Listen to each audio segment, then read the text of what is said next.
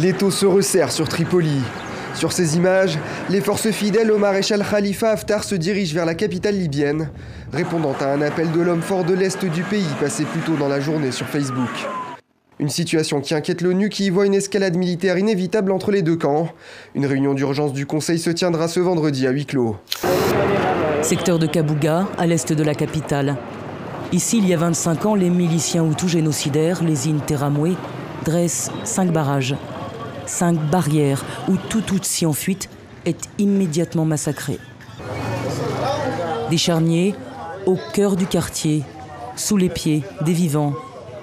Innocent Gassingigwa est membre d'Ibuka, l'association en charge des fouilles. En un an, une vingtaine de fosses communes ont été découvertes ici. Et ce n'est pas fini.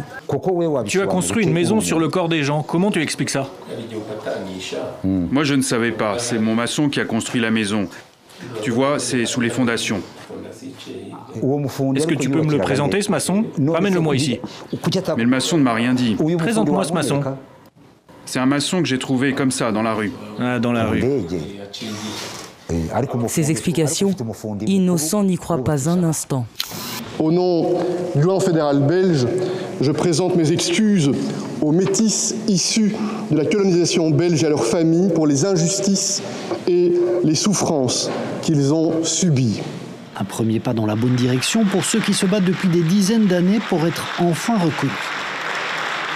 Monique Fernandez était également présente. Sa maman a été enlevée à l'âge de 3 ans par les autorités locales. Elle a été confiée à une congrégation religieuse au Congo. Des religieuses qui sont parties du jour au lendemain en abandonnant tout simplement les enfants sur place. Il y avait des bébés, il y avait des petites filles de 3-4 ans jusqu'à 11 ans. Du jour au lendemain, elles se sont retrouvées toutes seules. Toutes seules, sans nourriture, personne qui les garde, personne qui les protège, rien. Certains enfants sont décédés, d'autres, comme la maman de Monique Fernandez, ont été battus et violés. Elle ne se satisfait donc pas de simples excuses publiques.